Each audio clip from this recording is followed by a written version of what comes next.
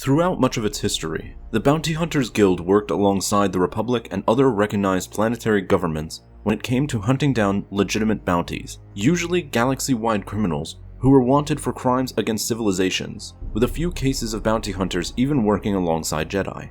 However, during the Clone Wars, a few overly ambitious bounty hunters decided to hunt Jedi in exchange for the large credit sums afforded by the Separatists, with an entire sub-faction of the Bounty Hunter Guild called the Crimson Nova going out of its way to hunt Jedi, as it was funded by a wealthy Separatist leader. Once the Jedi Order found out about this sub-faction of the Bounty Hunters Guild, it was having none of it. So Mace Windu, who was absolutely livid of this guild having dared to hunt Jedi for credits, decided to put an end toward their entire operation by personally coming to their base of operations located on a massive space station.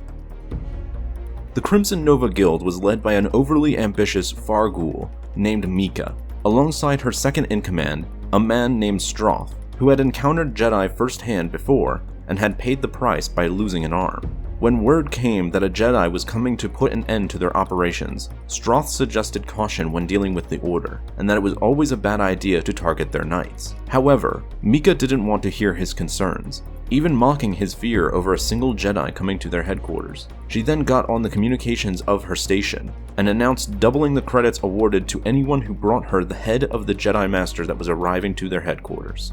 When Mace Windu finally arrived on the Crimson Nova space station, he was met with Stroth and a group of bloodthirsty bounty hunters. Stroth tried to keep the peace by allowing the Jedi to introduce himself and explain why he was there. Mace Windu did just that, calmly stating that he had arrived to take the leader of the guild with him, along with every bounty hunter who had hunted Jedi back to Coruscant so that they could face a trial for their crimes. But the bounty hunters around him were not so willing to accept Windu's offer, so they all immediately jumped on him in an attempt to collect his bounty. Windu cut all 4 foolish bounty hunters down in a single quick strike with his lightsaber. Understanding he was not facing against any ordinary Jedi, Stroth accepted to negotiate with him, but Windu was in no mood to waste his time, stating that there will be no talking between them, and that instead he will only talk and the rest of them will listen.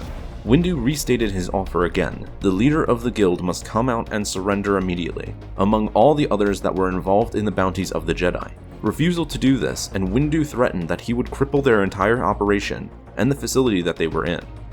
Upon hearing the Jedi's demand, Mika was outraged that he had dared come on her territory and expect her to surrender so willingly. As the leadership of the Crimson Nova debated on what to do next, Windu made himself home at the bar of the station, calmly sitting at a table surrounded by bounty hunters, and waited for Mika and her cronies to come out. But the Jedi Master had not come alone, as he never had any intention of leaving the Crimson Nova unscathed, for he had brought a few friends to do some dirty work.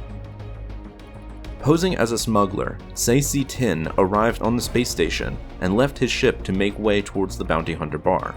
Unknown to everyone at the hangar, the ship was fitted with large amounts of explosives. On the other side of the Crimson Nova space station, Agen Kolar posed as a bounty hunter who had caught a target who happened to be another Jedi Master, Kit Fisto. Now inside the Crimson Nova's prison cell facility, Kit Fisto made his move and broke free from his restraints, taking down the nearby guards and freeing the other prisoners in order to cause a chaotic riot. Once the ruckus got going, Fisto happily made his way back to his Jedi group toward the bar.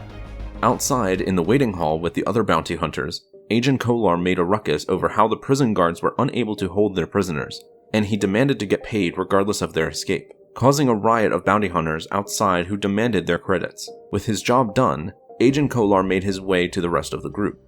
Now safely away from the explosives, Sabotage Tin set off the bombs within the cargo he brought aboard, exploding the storage and hangar area of the station and causing further chaos. All the while this was happening, Windu remained seated at the bar and simply stared at the security cameras right at Mika, who was watching from her command center.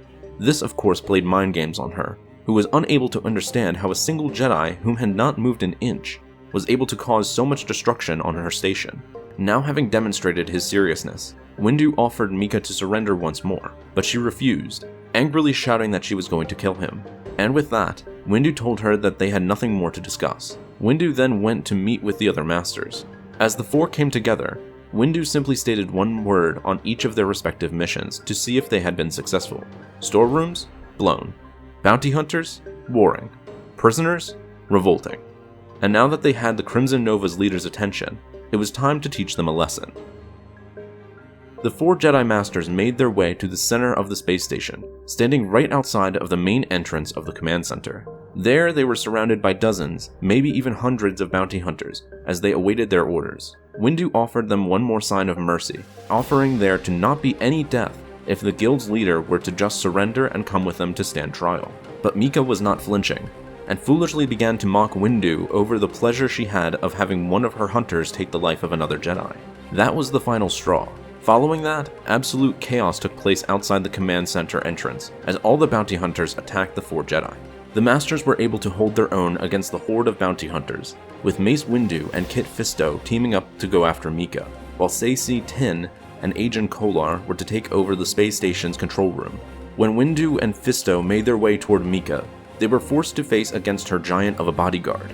As Fisto took out the regular bodyguards nearby, Windu was able to successfully bring down the massive beast he was facing off.